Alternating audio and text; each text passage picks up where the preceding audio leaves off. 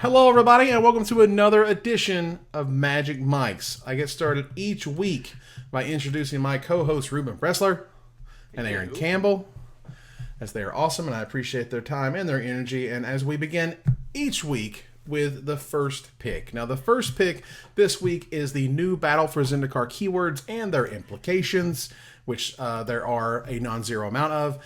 There are some new mechanics. I'm going to bring up on the screen here some of the cards that they spoiled for us. We have the Dominator Drone, we have the Forerunner of Slaughter, we have the Veteran War Leader, and we have the Retreat to Kazendu. And there's a lot of stuff going on in these cards. There's a lot of keywords going on in these cards, and there is a lot more multicolor than I was expecting in these cards.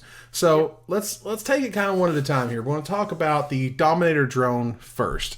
It's a 3-mana 3/2 with Devoid, which means this card has no color. So this is sort of one of those things where they had like artifacts that were colored. Well, now you have colored cards that have no color and are defined as having no color. The art is cracks me up because it looks like they're fabulous. They're super fab. I'm still trying to determine, is it a human being that has the drone on it? Yeah, or it's is like just one... it's a head crab. Okay, that's what I thought. Okay. Yeah. It's a head crab on a dude. I was just trying to understand, like, is that just one? I thought it was one whole thing. I didn't know it was like a parasite kind of deal. Right. So for those listening on the podcast, the Dominator Drone is a black and 2 colorless 3/2 with Devoid, which means this card has no color. It also has Ingest. Whenever this creature deals combat damage to a player, that player exiles the top card of their library. When it enters the battlefield, if you control another colorless creature, each opponent loses 2 life. So this is marked as a common. Which means you're going to see this kind of show up very often in Battle for Zendikar, and we'll talk a little bit about the Forerunner of Slaughter because they both have Devoid, so they're kind of linked in that way. Forerunner of Slaughter is a black-red 3/2 with Devoid. This card has no color. One mana, target colorless creature gains haste until end of turn, which means it can target itself in order to give itself haste. So these are some really weird cards, and it feels very much like we're back in the Rise of Eldrazi, where everything was weird and you weren't really sure what was going on anyway, and how these cards were working and why these cards were good or bad. To just focus on those 2 cards for a second, Ruben, give me your impressions of these things. Well, my first impression is that we're sort of straying away from the New World Order, where we make commons as simple and not complex as possible. And here we have Dominator Drone, which is just a wall of text. It's got so many things going on. First of all, you've got Devoid. This card has no color. The first thing you learn about cards is that its color identity is what's in the upper right-hand corner. And so a new player is going to look at this card and say, "Oh, it's a black card." Right. But then it's going to read its text box and see that it has no color. So, let's say I have destroy a black permanent, or even better, counter a black spell, right? But this card has no color. Is it only when it's in play? Is it when it's on the stack? If I cast Persecute, does it have no color if I name black? It's a super confusing ability. Ingest has a lot more implications for me in actual play that I'm sure we'll get into in a minute, and then it has a come into play ability. This is just like a super complicated card at common, which kind of worries me a little bit because I don't want it to get too complicated at common. Sure. I mean, uncommon, it's fine. Uncommon, I'm all right with Forerunner of Slaughter. That one I can see, and it's got some flavor text on it, even though Devoid is still super complicated. But Dominator Drone concerns me in terms of just how complex it is for a card that new players are going to see all the time. Absolutely. So I agree. It's a little weird. Like when they persecute for black, but you're not discarding this guy, even though he's got a black's, mana symbol in his casting cost. Aaron, how do you feel about these cards? Well, the first thing that came to my mind was I immediately thought of Yugen, and how he has that middle ability where you can exile each permanent with a converted mana cost X or less. It's 1 or more colors. And if you have Yugen out and you happen to have an army of these guys, you're really not losing anything. So I thought that might be kind of interesting because we've seen Yugen see play in control decks, but you know, you could possibly fill up a deck with these guys and then just exile wipe the opponent's board and you still have this whole army. I thought that was a really neat twist on that.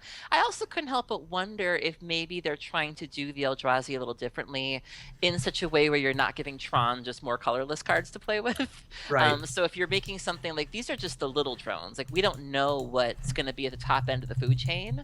So part of me is going, okay, what if we have these really big Eldrazi, but it is like 2 and a blue and a black and a white. It's not just 8 colorless. Right. And then, you see Tron going, sweet. And it's like, I appreciate that they're, again, I know people made comments about Origins, how they're trying to do cards right this time or do them differently this time. And I do feel like maybe they've learned, we don't want another Ulamog. We don't want another, something you can pick up with, whatever. I appreciate that they're trying to do it differently this time. I will say that we do know one of the top end cards, Oblivion Sower, we talked about last time. And Oblivion Sower says, then you may put any number of land cards that player owns from exile onto the battlefield. Look Right. at Dominator Drone. Every time it deals combat damage to a player, that player exiles the top card of their library. Right. So you've already got these cross synergies, even though it's kind of a weird, out of place kind of... I would think that it's kind of an odd thing just to have ingest, but it definitely points to there being a lot of things like Oblivion Sower in the set, where, there's going to be more cards that are like they exile the top 4 cards, and then you choose a creature from among them, or you can cast a spell from among them. There's going to be a lot of stuff like that at the top end in this set. So ingest, I definitely think is of the abilities we're going to talk about is the one that has the most implications for cards across the set. Sure. There were some people that had their tinfoil hats on, and they were theorizing that this new Great Land cycle that Morrow hinted at might have something to do with that as well, where they were like, well, if we're not getting fetches, maybe there's some sort of, instead of fetching it and you're discarding it, it's exiled or something. It gets exiled. That'd be interesting. Especially because it could possibly, people were looking at Oblivion Sower and being like, why would you, maybe you'd have these lands exiled. It was a bit of a reach, but I thought it was fascinating. Sure, and well, there was a few threads on Reddit where they were talking a little bit about ingest and what it could mean and what it could do, and they had some really interesting, I think, sort of takes on it. They said, one of the more likely ingest synergies they thought would be threshold effects, which means if your opponent has at least X cards in exile, then something happens. So a 4-mana 3/3 that says if your opponent has 4 more cards in exile, it gets +1/+1 in flying. Or there also could be witness mechanics. This triggers on when a card is on the battlefield and sees a card being exiled from an opponent's deck. When an opponent exiles 1 or more cards from their deck, put a +1/+1 counter on it, things like that. Or if they have a card with first strike in exile, then this creature gets first strike, sort of like an exile Cairn Wanderer, that kind of thing. Yeah, that makes a lot of sense. Right, and there was a card in M15 that I believe was a white mana, a white and two colorless 2/2 that got +2/+2 if there was a card in exile, and that kind of sort of showed you what was there. And there could also be cards that sort of count them. So, like for example, they said, what if there was a 2 green 5 colorless, a 7 mana 0/1 that said when it enters the battlefield, put X +1/+1 counters on it, which is X is the number of cards your opponent has in exile. Things of that nature. The top comment from that thread, which I thought was funny, was Oblivogoyf, which is this creature has power equal to the number of card types in exile and toughness equal to that number +1 because, we need... Yeah, I know, right? And people were just like, that card would be horrible. No one would play that card and blah, blah, blah. Because that's what happened the first time. Specifically, I think Forerunner of Slaughter is a tournament playable card. I mean, just on stats alone, it's a 2-mana 3/2, or it's a 3-mana 3/2 haste. It is well above the curve on both of its casting costs, and I think that card is super sweet and very good. Well, they also hinted that Forerunner's ability might be something we'd see on other cards, that there might be something where target colorless creature gains this or gets to do this, and I can definitely see something like, colorless creatures you control get +1/+1 or +2/+2 or whatever, an anthem, a crusade for colorless creatures. All right, so let's move on from Dominator Drone and Forerunner Slaughter. I have the cards on the screen. Veteran War Leader is a green, white, and a colorless star, where and star is a lady. Is a lady. It's a lady. That's awesome. And her power and toughness are equal to the number of creatures you control, so she's always at least a 1/1. She's a Scion of the Wild or whatever. Yes. Tap another untapped ally you control, and I like it. It gains your choice of first strike, vigilance, or trample until end of turn. So allies are coming back. It's going to be an ally theme. I love allies. Allies are sweet. We should be making more of them anyway, and I'm glad that we get to see them here, and we'll get to see them in the follow-up set. And this is a neat card. I don't know if it really... it probably plays a lot more powerful than it reads. because Scion of the Wild like eventually got dropped to common, right? Like that card in Modern Masters too. Yeah, started at rare and then like got the drop to uncommon and then like dropped to common because like And so whenever I see that ability at that point, I go like, well, that other activated ability better be pretty crazy, or it's not going to be that powerful. Right. So, Aaron, how do you feel about Veteran War Leader? I have to admit, I wasn't around for Ally. I did get to experience Ally. I think it was with the first Modern Masters. There was the white Ally Amru something that let you search for, and that got out of control really fast. Sure. I was more excited about the Awaken ability, which we might cover next if I can. Right. Yeah, I'll talk about allies for a minute. Yeah. I think that there was an allies, like a collected company allies deck that did okay at a recent Modern event. Maybe like a month ago, but I think that was mostly just because it got kind of lucky.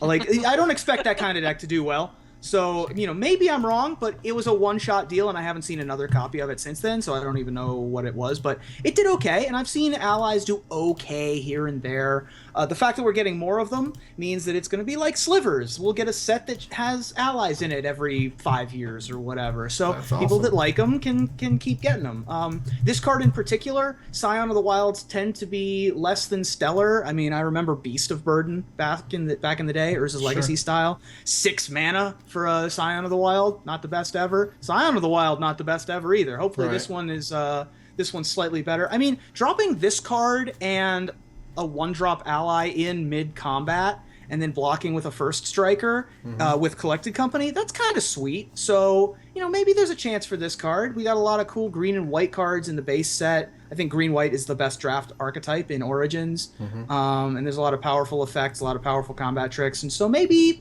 this card could be good. Right. So before we get to Awaken, I want to turn it back to Retreat to Kazandu, and we'll talk about Sheer Drop here in just a moment.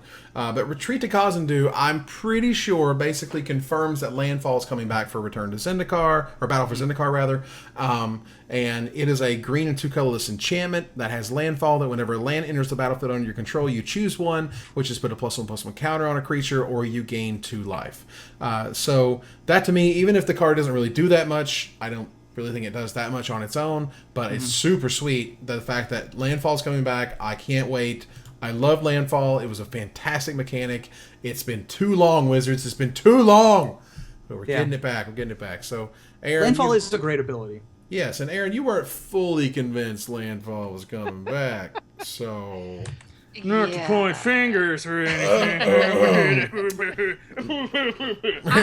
I'm still holding out for something a little more official because I've been burned in the past by seeing things in a dual deck or seeing things in a commander deck and going, oh my god, this is going to happen, and it doesn't happen. So I'm still waiting for just a little more, but I would be excited if it came back. I have nothing against the ability. Obviously, Bloodghast is one of my favorite cards of all time. If you could reprint Bloodghast, that would be awesome. So I have nothing wrong with Landfall. I think it's fine that it's back. I do like the mode on this, though. That's really cool. Yeah, modal templating is great. Yeah, so I'm happy to see it. I'm not mad. I like it. So, Ruben, how do you feel about Landfall potentially coming back, even though this is a pretty big sign that it is? Landfall's great. We discussed on a previous episode how good Landfall is from a gameplay perspective. It just you're never really, you'd rather draw a spell than draw a land. If you follow my Twitter, I complain a lot about getting mana flooded, and nobody likes getting mana flooded. It's kind of annoying, but and you're still not going to like getting mana flooded. But at least here you get a little bit of a bonus. You're like, I drew a land, but at least I get 2 life. Or I make my, Veteran War Leader 1 bigger. Right. Or, something, I get a little something rather than just draw a land, time walk myself, go. All right. So you get a little bit of something. So Wizards finally gave us another card called Sheer Drop. I'm bringing it up on the screen right now. It is a white and 2 colorless sorcery that destroys target tap creature, so it's Assassinate for white. However, it has Awaken 3 for a white and 5 colorless, which means if you want to cast the spell for 6 mana instead of 3 mana, you also beyond destroying a target tap creature, put 3+1/+1 counters on target land you control. It becomes a 0/0 elemental creature with haste, and it's still a land. So, to be clear, your land isn't going to die, and then you have 3 counters that go nowhere. You're going to put the counters on, then it's going to become a creature, so it'll become a 3/3 haste creature in addition to killing something. This seems like a very powerful ability. If they could cost it a little bit cheaper, obviously this is a common, it's not going to be very efficient, but if this had, if this was a 1-mana spell that made a 2/2 land or something, like, it would be obviously incredibly ridiculous for its ability. But anything with Awaken that is very cheap is going to probably see tournament play. I expect it to.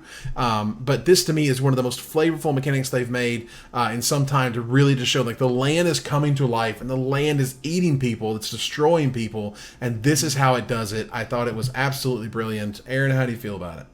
Yeah, I was on the same wavelength as you in terms of just, it's a really big flavor win.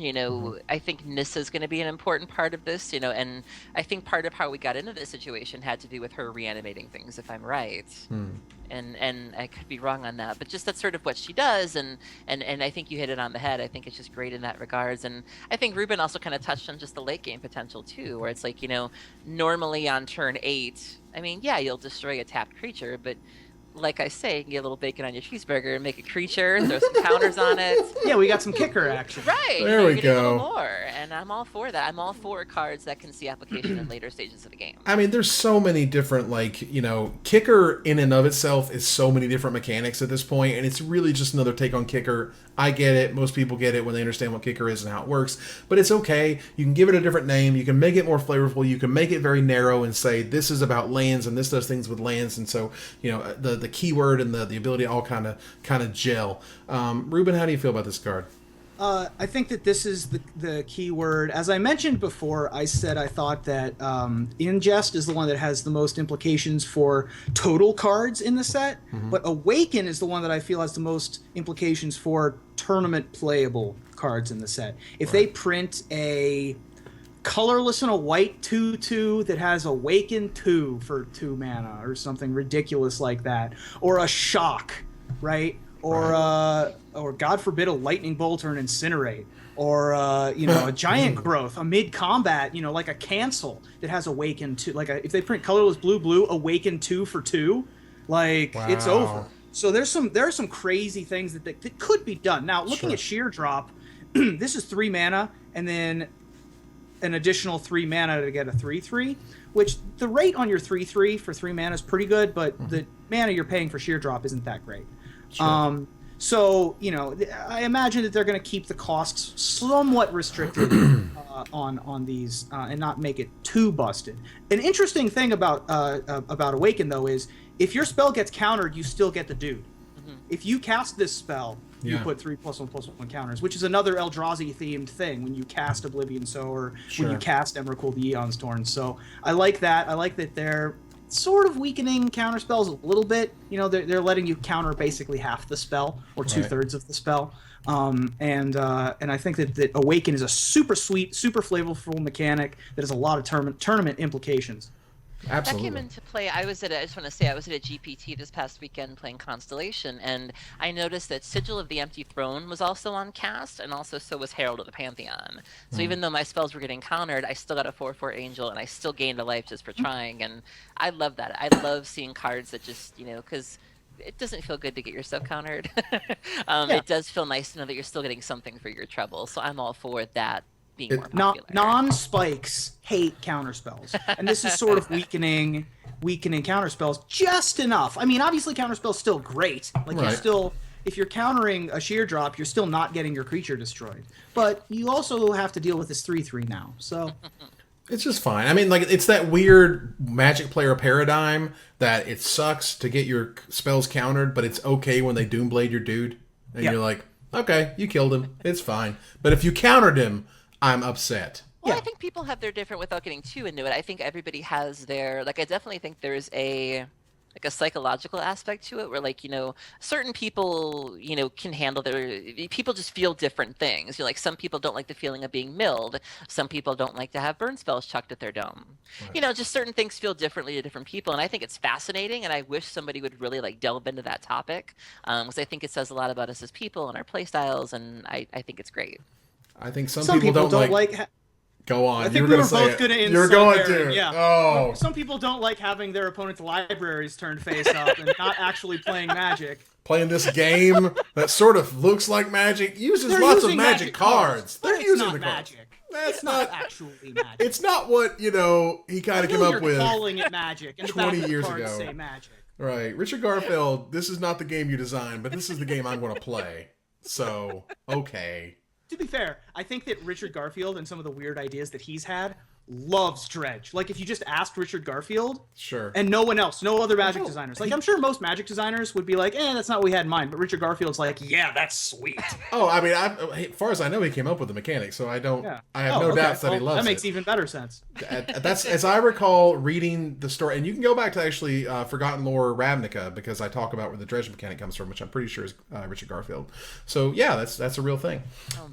So Sheer Drop is a really interesting card. I look for, like, whenever I see cards like this, it happens every spoiler season, they show you a common, it's fine, it's not amazing, it's not incredible, but it shows you this really cool mechanic, and I'm like, all right, sweet, what's the mythic version of this? Like, how far do they push this mechanic to show that it's going to be in constructed? Where's really Awaken excited. X? Exactly. Or they could do like a Verils kind of thing. Like, this kind of reminds me of Scavenge a little bit, where, like, I think they're gonna, I think it's a cool ability, but I think they're gonna have to keep it kind of They're gonna safe price it and out. controlled. Yeah. I'd love to see something that's like, all your spells have Awaken. Like, oh, it'd be amazing. Yeah. Would be absolutely fantastic. I would love to see that. All the things. Yes, Awaken all. So again, and sometimes they don't do it. Like you're right with Scavenge. Like they had like some cards that were okay, but they never really got there because they were afraid of what was going to happen. Sheer Drop. Sometimes they just go nuts. And also the other thing that I feel this card is kind of foreshadowing, Hangerback Walker, which we're going to get to in a little bit. Is all about the +1/+1 counters. Well, Sheer Drop Awaken is all about the +1/+1 counters. I am not going to be surprised when there's a whole lot of +1/+1 counter hosers in the set. There's also something to Kazandu, the retreat to Kazandu puts +1/+1 counters. So exactly. So when you have these cards that are now very focused on that, Wizards likes to, of course, give you safety valves where you don't want one thing to be absolutely nuts. So like, Hangerback Walker is completely insane. Everyone talking about it here in a little bit, but like they're going to print something that's going to hose the living crap out of it in Battle for Zendikar. Why? Because not only does it stop Hangerback Walker from continuing his dominance, it also makes sure that this, Awaken thing or anything else they do with +1/+1 counters is kept in check. You know what's really unfortunate? They already printed a card that's called Awaken the Bear. Aww. And then we could have just had a 2/2 Awaken. That'd been pretty sweet. Awaken the Bear. Right. So we're going to pivot onward into gathering the townsfolk. We're going to talk about what other people have been chitter-chatting about on the social medias of the world. Magic's going to be at PAX. Magic's doing a big, big thing for PAX Prime. And Aaron, I kind of want you to sort of take this segment and just make it your own. Just tell us all about how not only are you going, you're going to be integral to making this event happen, and some of the experience that attendees get to have. So, Aaron, tell me about PAX at Magic at PAX rather. Okay, so this is going to be my first ever PAX. I've never been to a PAX before, so this will be my first time going. It's also the weekend of my birthday, so it's just going to be full of win. I know, from top to bottom. So they're going to be having what'd you say? Happy birthday. Thank you. So they're going to have a Battle for Zendikar preview show, and Will Wheaton's going to be there, Ashley Birch is going to be there, Chris Cluey's confirmed to be there, Felicia Day will be around as well. They're going to have Battle for Zendikar where you can play against these celebrities as well. Loading Ready Run will be there, so that's going to be really awesome. There's going to be the big party where they're going to preview things. Family-friendly party this year, so they're not going to have any alcohol, but it's still going to be a really good time. And then there's going to there's going to be the Battle for Zendikar world building panel where you'll be able to talk to Jeremy Jarvis, Mark Winters, Kimberly Cranes, Kelly Diggs, Brian Trunk, the brand manager who has the best last name ever.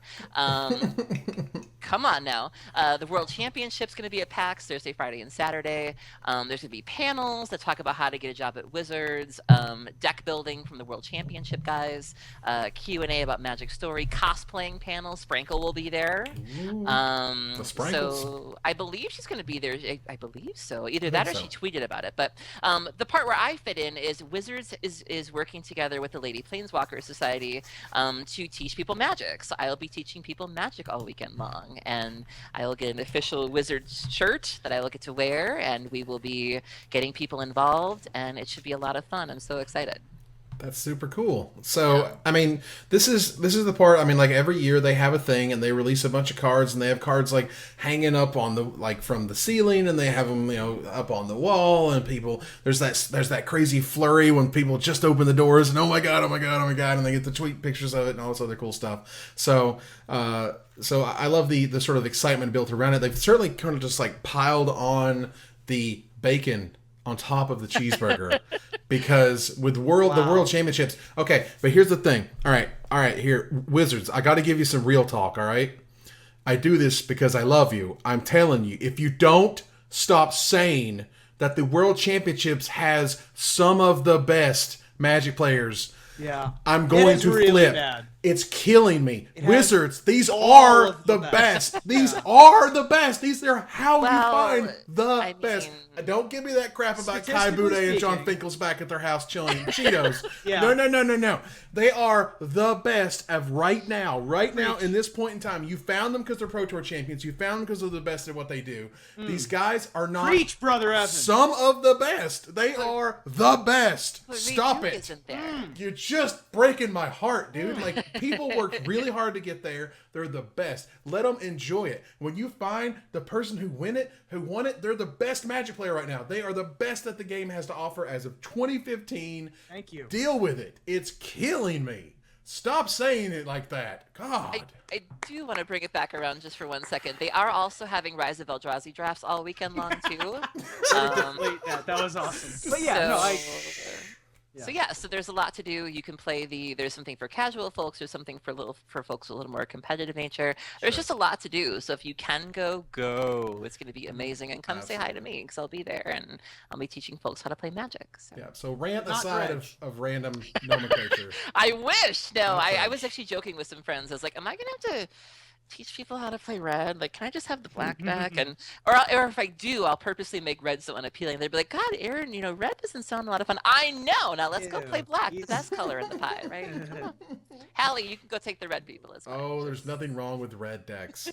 All I'm saying is, apart from that language issue aside, I'm really excited for PAX. I think it sounds absolutely fantastic. Every PAX attendee I've ever known has been like, oh my God, it was the coolest thing ever.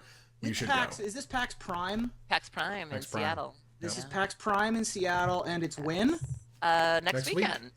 So next weekend. Let me look at my calendar. Friday, Saturday, Sunday, and Monday. So the 28th. Yes. My birthday's the 28th. Ah. Nice. There you go. So the 28th, and throughout the week, through the weekend to the 30th, I guess. Cool. The 31st. So it's Friday, Saturday, Sunday, and Monday. Goes through Monday. Yeah. Mm-hmm. All right. Because the party don't stop. Party don't stop. It's true. So many people are going to be there. It's going to be awesome. That's right. So we're going to move on to a topic I'm excited to talk about, and splash damage. Now, splash damage is where we have a situation where it's not necessarily Magic related, but it's kind of tangentially Magic related. And this one's not about Hearthstone, I promise. This one is about the Versus system. Versus system just recently released the 2PCG, which is a weird sort of initialism for two-player card game. And it is Versus sounds system. Like a Pussycat Dolls CD. It's possible, but 2PCG. Huh? PCD. Yeah. Yodo, GXYJ. But you have all of these Versus system stuff from 20 years ago. Literally 20 years ago. This was stuff that I played back in the day, 1996, 1997. I'm an old man. It happened.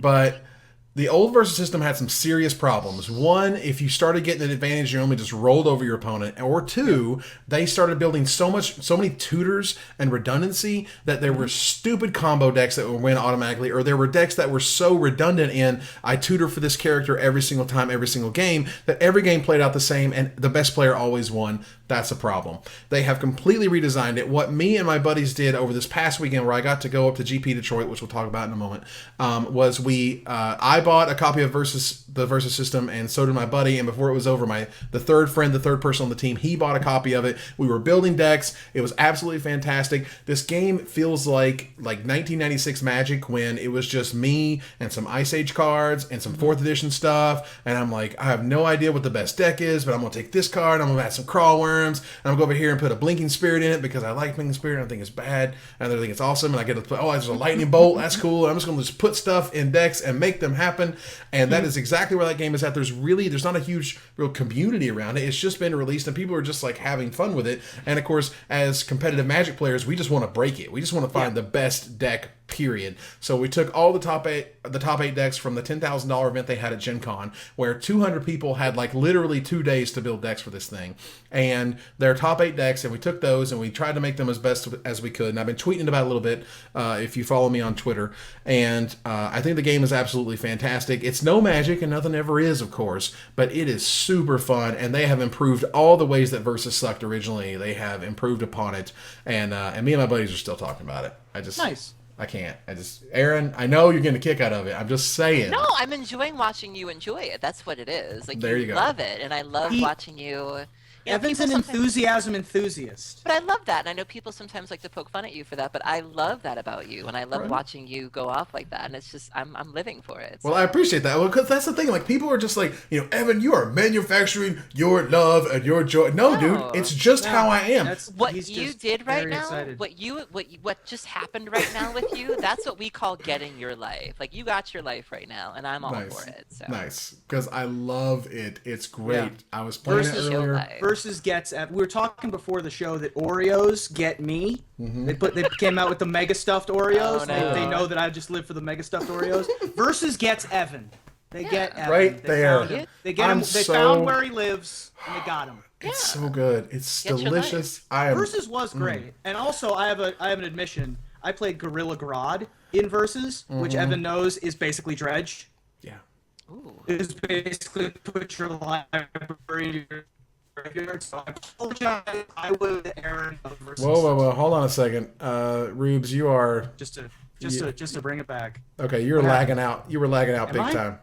Was I really? You're back now. Did we miss everything that I said? I heard Gorilla Grodd and Dredge, so I'm with you. And then, I played Gorilla Grodd, which was basically Dredge. So I apologize to everybody I played against because I was the Aaron of Versus system. Nice. It's funny that apologize for that. You guys mentioned Hearthstone last week and something called a Death Rattle deck. I actually looked that deck up after you told me, and it looked like fun. Yeah, it's sweet. I bunch of enjoy card games. I mean, they all borrow from each other. And, I mean, we always say that Magic is the daddy, and everyone borrows from Magic. But it goes back. It comes back. Everyone, it's all full circle. So things that work in Magic go to other games, and then they come back slightly differently, and all the games work out. And Versus was great. So I'm going to try out this two PCG Pussycat Dolls album. Exactly. All I'm saying is, like, it's for me, like, the way I was like, man, $50, but they give you 4 of everything. They give you 4x of everything, of all the cards, and they give you additional basic locations, which are like basic lands, to turn on your superpowers. And I'm so excited. I love it. I'm so excited to play. I'm so excited to deck build. I can't wait for them to release new sets. They're going to release I think it's the Aliens versus Predator set, and they release a Firefly set. There's a Firefly versus system set. I can't wait. It's going to be so sick. That's so, like, nice. I've actually never seen an episode of Firefly. For God's sake, would you get some Geek Culture? Just please. Just please. It's really good. It's really clever. It's really funny. I actually I did it backwards. I watched the movie before I watched the show, and the movie turned me off from the show. Sure. Which it can if you don't, like, get all of it, as it were. But either way, Geek Culture aside, love the stupid verse system. I think it was great. If you had any, for me, there was a lot of nostalgia that when I actually went back and played Versus System, I was like, oh, I remember why I don't like it, but I remembered liking it for whatever reasons I was liking it at the time. Yeah. So if you have that nostalgia, this game is going to really surprise you in how much better it is. And if you don't know what I'm talking about, you should give it a try. For the cost of one fetch land, you too can have a complete set of Versus System. Which fetch land? The one that costs $50. I don't know. Throw a dart. You'll hit like one. A windswept That's not bad. Okay. Exactly. So 1/4 of a scalding tarn. There you go. Exactly right. Think about it. Just imagine how much gameplay is in 1/4 of a scalding tarn. So we're going to move on to Desperate Ravings, where we talk about things that are going on. We talk about things that may or may not be kind of driving us a little nuts. It's not quite past the salt. It's just we want to talk about, these things that are going on. So Hangerback Walker, my God. It's everywhere. It is completely overtaken the standard environment. Everything like GP London was completely infested with it, including the winner, which had 4 copies in the main deck, and what we have literally called at this point Hangerback Obzon, as the name of the deck list implies here. And it's it's just one of those cards that has gotten into everything. It is in all the Obzon decks. It's in the Megamorph decks. It's in all these control decks. Obzon is just like completely taken over all over the place anyway. And it's a card that more or less snuck up on everybody. And I actually like the fact that it snuck up on everybody. Like, you know, me and Brad were kind of dismissing it in the set review, and no one sort of pegged it as like their secret, you know, like breakout hit or whatever, except Ruben, who's obviously raising his hand. And, you know, I think Jeff Hoagland gets a little bit of love here because he talked about that card before I saw anyone else talking about that card, particularly in Constructed. And he was like, this card is bananas, and I'm going to play it. And he made top 4 or whatever it was with this blue-white deck. And every time Hangerback Walker was on camera, it was a nuts. And that's a good thing. So, Ruben, tell me about how you were happy with you had picked Hangerback Walker early, sure, and B, how you invested deeply and made millions of dollars. You say that like it's a joke, but I in fact bought a stack of Hangerback Walkers at $7 a piece. Did you so know? Yeah. I did. I felt like I was back when I was like 15, back when I did this a lot. When like the only way that I could buy more Magic cards, like I had my allowance when I was like 14 or 15. Sure. And the week a new set came out, I'd be like, all right, I'm gonna bet on these cards. And the first time I did it, I bet on Second Chance from Urza's Legacy, which did not pan out, and Goblin Welder, which I basically got all my money back on. And then the next set I bet on Masticore and Powder Keg, and made Infinite. And so they were like $3 and $4 at the pre-release, and were $15 each, like a week, like 2 weeks later, which was as much as Magic cards were worth. Right. Like, I don't know if you remember this, but in 2001, $15 was the most a Magic card was worth, and it was insane. Yeah. And so I made a good amount of money, and so I bought, like 20 or 30 Hangerback Walkers around Vegas, and then just sold them all for, $4 more than I originally bought them for. Nice. Probably should have held on to them because I think they're still going to go up, but it's a rare and it's a set that people are still opening. But that my own humble brags aside, I just had to defend myself from you trying to snipe me there. Nice. But yeah, I was in the house when Team Channel Fireball was testing out a bunch of their decks for this Pro Tour, and they ended up settling on the Thopters deck. And I'm looking at this deck and I'm just watching them test and being like, there's no way that this. It was a lot like watching Team SCG when they invented the Blue Devotion deck in the castle in Dublin, and I was actually a fly on the wall there too. And I'm just like looking at these objectively horrible cards. Like by themselves they're awful, but synergistically they all work together. The only card that was like individually powerful in the Blue-Red Thopters deck was Hangerback Walker. And I'd heard other teams were testing out ideas with Hangerback Walker. They were testing mono-white Devotion with Citadel Siege and Hangerback Walker to put more +1/+1 counters on it. And they were doing other cool things with Hangerback Walker. Turns out, if you just slot it into the deck that just puts all the best cards together, and you already have Abzan Charm and Dromoka's Command, both of which deal with +1/+1 counters, you've just got a good deck anyway. It turns out that paying an extra mana for Doom Traveler and stapling Chronomenon onto it is good enough. It is gonna need to be answered at some point. Like I don't think that Magma Spray and Unravel the Ether are gonna cut it. You're gonna have to figure out an entire strategy, not just a couple sideboard cards, to be able to get past Hangerback Walker. But it certainly is all over the place. I don't know what the deal is, but it is tough to beat right now, and I don't know what the answer is. If I knew what the answer was, I'd be making more money because I'd be playing a standard tournament, winning. There you go. I think there's definitely some sort of like elastic like response that's going to happen where people just go hog wild on Revoke Existence, and they go hog wild on Banshee Light, and like all these cards that are just designed to get rid of a creature in that fashion. But that really hasn't happened yet, and it is incredibly powerful. Aaron, how do you feel about Hangerback Walker right now in Standard? I don't have much to say about Hangerback Walker, actually. Like, I mean, I've been playing Green-White Constellation for the last couple of weeks, and I admit that I haven't faced it very much. I'm sure that will probably change, but the few times that I've faced it, again, because I do run with, Banishing Light and Suppression Fields and things like that, it hasn't been a problem for me personally. I have to say, though, as a whole, though, I really do like Standard right now. Like, if you look at the GP London, and you look at, like, the top 16, top 32, and they even had what they call the Day 2 Exemplar page, there's a lot of good decks out there that I don't think are getting a lot of love because of this Hangerback Walker that's sort of eclipsing everything. Like, there was a Green-White Hardened Scales deck.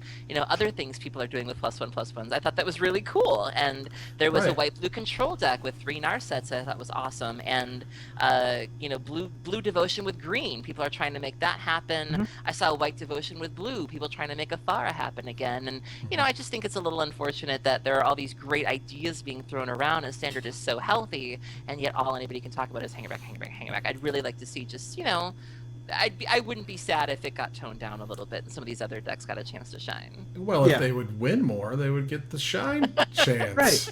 I mean, that's the problem. Like, there could be all these cool decks, but like if everything at the top is just Hangerback Walker, and it's like, you know what? I bet it's pretty good in your Green-White Constellation deck. Hangerback Walker. Yeah. The reason why Hangerback Walker is so popular is that it gives decks that don't necessarily have a great early game something to do early, and it also gives decks that don't necessarily have a great late game something to do late. Like, it can come down on turn 2, or it can come down on turn 7, and it has an immediate impact on the game no matter where you cast it. It's super variable. You can cast it on a 2, 4, or 6, even though, let's be honest, we're always casting it on 2. Almost always, but it gives blue-red Thopters something to do in the late game. It gives Abzan something to do on turn 2, if they aren't Abzan aggro, of course. And even in some situations, you'd rather be casting a Hangerback Walker on turn 2 than a Fleecemane Lion or a Rakshasa Death Dealer, because you're playing against red, and you don't want to get Lightning Striked or whatever. So the card just has so much variability to it. It's so good at so many points in the game, and it's colorless, which is huge. So you can play it in red-blue decks, and you can play it in green-white-black decks, and you can play it in any mixture of these decks. It's just a really good card. And so I don't think that we'll necessarily see the end of Hangerback Walker. I think that the way to answer Hangerback Abzan is a deck choice, but the way to answer Hangerback Walker as a card, certainly you need to just answer the card. It's a lot more like a legacy card in that way. And oh, by the way, it's starting to see play in older formats too. Hangerback Shops is a thing in Vintage. Not kidding about that. It's starting to see play in the oldest, most broken format. I've seen it in a couple Affinity lists as a way to have a long game. And so, it interacts pretty favorably with things like Steel Overseer. So I think that it's a card that, not to pun too hard at you guys, but I think Hangerback Walker has legs. I thought you were going to say it's going to hang around or something. It's going to hang around. No. Legs was a little bit more subtle, which I appreciate. So, it's seen play in Vintage, for God's sake. Vintage, for God's sake. Yeah. And let's take a look at a screenshot that was posted on Reddit from the Channel Fireball homepage, which features 3 pictures of Hangerback Walker, where everyone's talking about it all the time.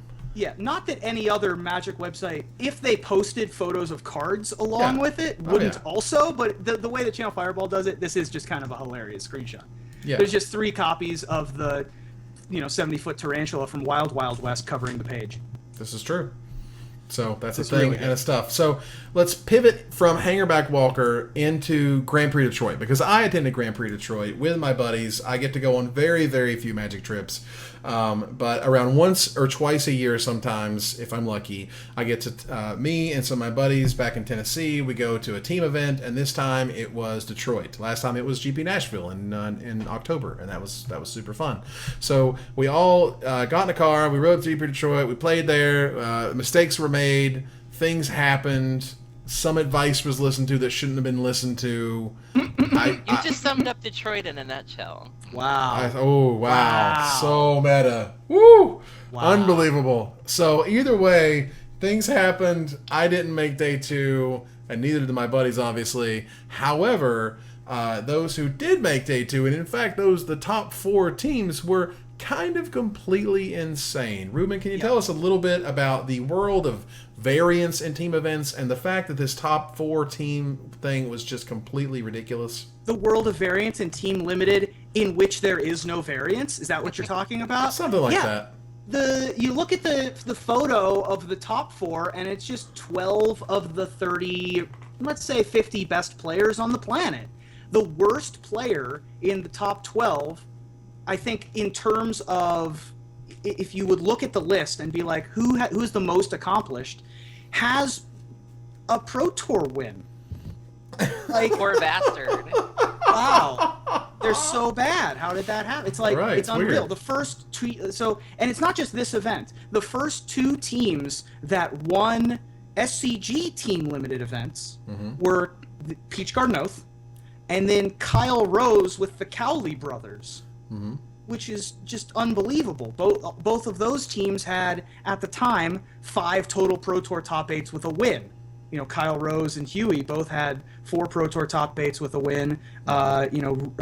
Reed and Bruce Cowley both had a 1 Pro Tour top 8, and then at the time, Owen didn't have a Pro Tour top 8, and younger brother Cowley doesn't have a top 8 either. But they're both just all 6 of them are extremely talented, and you'd be hard to argue that anyone on those teams are below top 3 percentile in the room. Sure. It happens every time with these limited events, which I love. I think that the best player should win the tournament. Weird, but that's not why people come into Magic, really. You know, you want a little bit of variance, and you get a little bit of variance I tend to think that standard and constructed events actually have more variance than limited events. I tend to see more of the better players rising to the top in limited GPs, even though I hate sealed and think it's just an awful format and would much rather just draft all the time. But I think that we have sealed just because it's a time constraints thing. But in any case, let's go back to the meat of the discussion, which is this top 12 or top 4 or whatever Was bananas. Was unbelievable. You know, Matt Nass, Jacob Wilson, and Sam Pardee ended up winning. The new pork bun oath, which no longer has Cheon on it, although Cheon came in like 6th or something. Oh yeah. This is Team Hall of Famers, which is Froelich, Louis Scott Vargas, and Ben Stark. Wow. And then of course Peach Garden Oath, and then Brock Parker, Shahar Shenhar, and Matt Costa were rounded out the top 12. There's not a bad player. There's not even a good player. They're all great. Right. So, you know, it's I love it when this happens. I like seeing I watch Magic coverage for the characters. I don't watch Magic coverage for the cards so much. And so when you have these big characters battling each other, I love that. And so I was super excited by this. That's great. Aaron, how do you feel about sort of the cream rising to the top, if you will? Oh man. I can certainly understand where people are coming from. You know, there was definitely some criticism. I wouldn't say it was harsh or anything, but there were a couple people on Twitter that were like, if you don't have a Platinum Pro, you might as well not show up because, you're not seeing your 3 friends from Oakland top 8 a thing like this. It is these big names like that. And there are people who enjoy, like Ruben said, they like seeing the Clash of the Titans, but there are also people who like to see, people like them sort of coming up through the ranks. And I feel like you see that more with the constructed GPs and even with the constructed opens. You are more likely to see a face that isn't well known. And I can see both sides of it. I don't mind either way. I do think the thing that I find really interesting for the people who were critical about it being a bunch of big names is the fact that Jacob Wilson only won 1 match in 15 rounds. The 9 rounds that he played on day 1, he won none of them. And then the 5 rounds that happened on day 2, he only won 1. Wow. So for the people who were a little more critical and saying, well, these are 3 awesome players. Yeah, but one of those awesome players had a pretty bad day and was still able to do well with this. So, I think you bring up an interesting point that I hadn't thought about till right now, but maybe the way that Matt Nass, Sam Pardee, and Jacob Wilson built their decks, maybe. I don't know. I haven't asked them this. Maybe they built 2 decks. Yeah, that was the impression I was given as well, was that they were able to make 2 really great decks, and that the 3rd deck was just sort of, all right, girl, we just need you to kind of stall and just give us some time to do our thing. And that was something they sort of, I'm under the impression that was the agreed upon strategy, and they were all fine with it. And hey, I mean, I'm not mad at that. Like, if that's your thing, and again, if they have that skill level to determine that's the course of action, God bless them. Like, I'm not mad at that. But it does sort of put things in perspective where for the people who think that their name or their records or their whatever sort of carried them, that guy had a bad day. It wasn't like they were all three slaying. That one person did sort of take it on the chin. I mean, I'll also note that, like, this was the largest team event of all time. Yeah. This was 683 teams. That's over 2,000 people. Yeah. Like, there was a lot of people there. There were a ton of teams. It's a fun format. It's an amazingly, again, I made a trip out of it because for me, you get to hang out with your buddies. Even though one of our buddies doesn't really play Magic that much anymore, we're able to kind of help him and kind of bring him along and whatever. And it was a fantastic experience, regardless of the fact that we didn't, like, day two or whatever. It doesn't matter. The fact that we were able to get together, play some Magic, be with your buddies. It's super cool. I absolutely love it. And SCG, small plug, is running Grand Prix DC in March next year, which is also team sealed, and I'm super excited for that, and will be attending. Can't wait. Nice. It's going to be sweet. So that's the thing. Team sealed's great, and I fully expect that, when I enter a standard tournament, I think to myself, yeah, I have a decent shot at winning. Sure. If I enter a team sealed event, I still think I have an okay shot at winning, but not nearly as much as I do when I enter a constructed event, just because I know I'm not going to be nearly as favored because there's so much less variance, which is fine. I still have a ton of fun at sealed events because I get to hang out with my buddies all day, and I get to make fun of them for losing when I win a round, and they make fun of me when I lose and they win a round. Right. So team sealed events are great, and I personally love watching team sealed, even though sealed, most people, they seem to think that sealed is kind of boring to watch. Sure. See, I think the thing I like most about Team Sealed is I love the collaborative effort, and I like the way that you can sort of meet people or find people to be on your team that might have skills that you lack. Like, there are some players that are just well-rounded. Like, they're good deck builders, they're good strategists and whatever, but, I appreciate being able to find a team where I'm not a deck builder, but to be in a group where it's like, all right, you build a good deck, I'm good at finding synergies, let's find the third and we can do this. And that's what I love the most about it, is just filling those gaps and bouncing ideas off of each other, and like Evan getting excited, like, yeah, that's really good, let's do this. And then, what are you good at? Like, I'm good at slivers. All right, girl, here are all the slivers. Have a good time. And that's what I love the most, is just the work that you put into it, and just the bouncing off each other is cool. There's a lot of camaraderie that you get out of it. That's really unique. All right, so we're going to move on into our blast from the past. Our blast from the past is when we take a article, a video, a thing that happened way back in the day, and we want to bring it to people's attention, because for those who haven't been playing Magic as long, or maybe haven't been paying attention to the community as long, or reading articles as long, or whatever you want to call it, maybe have not heard of certain things. So, Ruben, can you tell me about what we're talking about in Blast from the Past this week? I want to talk about John friggin' Rizzo. John friggin' Rizzo is one of the most interesting, unique characters in the history of Magic culture. He is an article writer, and that is all. He was not a particularly great player. He was never a television personality. He wasn't a judge. He wrote articles, and he was damn good at it. And he also rubbed a lot of people the wrong way. Not that he did, but his articles did. A lot of people didn't love his articles, but a lot of people did. They were very polarizing. And the article that I want to talk about is one of his seminal pieces. It's called Stuck in the Middle with Bruce. Stuck in the Middle with Bruce was originally published on StarCityGames.com in 2001. And to this day, I can read it, and it still is... It's fresh. It still is topical. I can still spot Bruce's from a mile away. And if you read the article, then you know what I'm talking about. Basically, Stuck in the Middle with Bruce is about eliminating the tiny voice in your head that he calls Bruce, because he grew up with a guy named Bruce who was very pessimistic and downtrodden and stuff like that. Right. Eliminating Bruce from your mind. Bruce is the guy that forces you to have doubt. He's the guy that makes you look at the top card of your deck after you choose to mulligan. He's the guy that when you're walking through a casino and you see the sign that has it landed on black 7 times, you put it on red, and then when it lands on black, you're like, darn it, of course it would. Just my luck. Right. Instead of counting it up to variance and math like everything should be. This article is one of the biggest pieces on human rationality and how humans deal with rationality and how humans deal with their own minds in any topic, not just in magic, in any topic. And it's even made its way into other non-magic circles as a way to talk about themselves and how to get in touch with your own pessimism and stuff like that. This article's great, and friggin' Rizzo just has this style that is stream of consciousness. It's all over the place. It's wild. It's tough to keep up with, but if you do, you can just keep reading it, and it's fabulous, and I love it. And you should all read it. If you've read it before, you should go back and read it again. I read it at least once a year.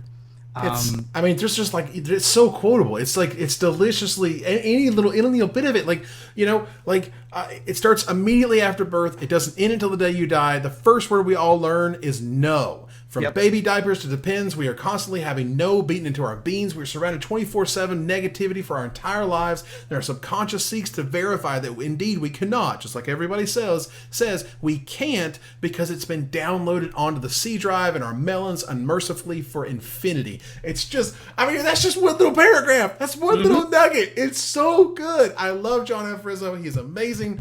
I've been a huge fan ever since I came back to Magic and during Darksteel or whatever, and he was writing every single week. It was fantastic. It's just, and the link will be in the description of the video. I'm sure people can find the link. I'm hoping that someone's finding it on Twitch chat. Obviously, you can Google for Stuck in the Middle with Bruce, and you're able to find it, no problem. This is one of those articles that you should read. You should take this. You should read it. You should ingest it. You should think about it, because it is one of the best pieces of Magic literature ever produced. As I mentioned, John was not a particularly good Magic player. He didn't know a lot about winning, but he did know a lot about what causes people to lose. Right. And the name he gave that was Bruce. And this whole article is about Bruce whispering in your ear and causing you to lose, and knowing where your Bruce lives will cause you to lose less. So not only will this article make you better at Magic, it'll make you better at life, because you'll look at life differently. Yeah. It's absolutely fantastic. And Aaron's being silent on the subject mainly just because, Aaron, you didn't have a chance to read this when it came out. You didn't have a chance to read it as we were talking about before the show. I was browsing through it now. It's just, it's so fantastic. There's so many quotable lines. There's so many brilliant little bits. Rizzo just killed it with this one. He absolutely destroyed it. And it was great. So you guys find that, you read that, you will love that. I promise. We're going to move our way into the finisher, our last segment, as we do each and every week. Now, for the finisher this week, Eternal Weekend is this weekend, August 22nd through 23rd, featuring Legacy Champs and Vintage Champs in the city of brotherly love, Philadelphia, Pennsylvania. And the vintage playmat is Tolarian Academy. I'm gonna show it on the screen right now so you guys can see it. You see that right there? It's absolutely fantastic. I want one really bad. If somebody's getting Tolarian Academy is a nice choice for a playmat. It's a fantastic choice, and it's really the only place you can see play. It's perfect for vintage. I'm enamored with this thing. If anybody's going to the Vintage Champs, please talk to a brother, because I need to make that happen in my life. But regardless, what less than love strategies do you think will finally make their marks on the vintage and legacy metagames? So, Aaron, you want to kick us off on this one? Well, I think that Vintage Champs will be rocked when many of the pros show up when Shops adopts Arcbound Fiend and Ethereum Abomination as finishers for Little Shops of Horrors. Ruben, Nice. how do you feel? What's going to happen? Well, Dig Through Time and Nimble Mongoose might, on the surface, not really appear to work well together, but you'll see that they do when the top 8 of Legacy Champs is taken over by Delver. Nice. That's pretty good. But for me personally, I feel that Brine Elemental with Vesuva Shapeshifter finally team up with Giant Solifuge to wreak havoc in Legacy with Tickles Pickles. Wow. Yes! Captain Tickles is back, ladies and gentlemen. It's back. Tickles Pickles. Woo! Tickles Pickles. Woo! I love it. I love it. I love it. Skipping your untap step for our team. For our team. That ends another episode of Magic Mics. I want to thank you guys for joining us to discuss all things Magic. I want to thank my co-host Aaron Campbell and Ruben Bressler. You guys are fan-freaking-tastic. We're going to bring it into our final slide here. So, We do appreciate you guys for watching. We hope you follow, like, tweet, favorite, share, subscribe, do all the things social that tells people that we exist and you like listening to us. Catch us online at twitch.tv/magicmics every Wednesday at 11 p.m. Eastern, on Twitter at magicmikescast, on Facebook at facebook.com/magicmics. Talk to us privately at magicmikespodcast@gmail.com. Follow the audio-only podcast at magicmikespodcast.libsyn.com, or find us on iTunes, or join us here next week, same time, same place, for another episode of Magic Mics. Good night, everybody.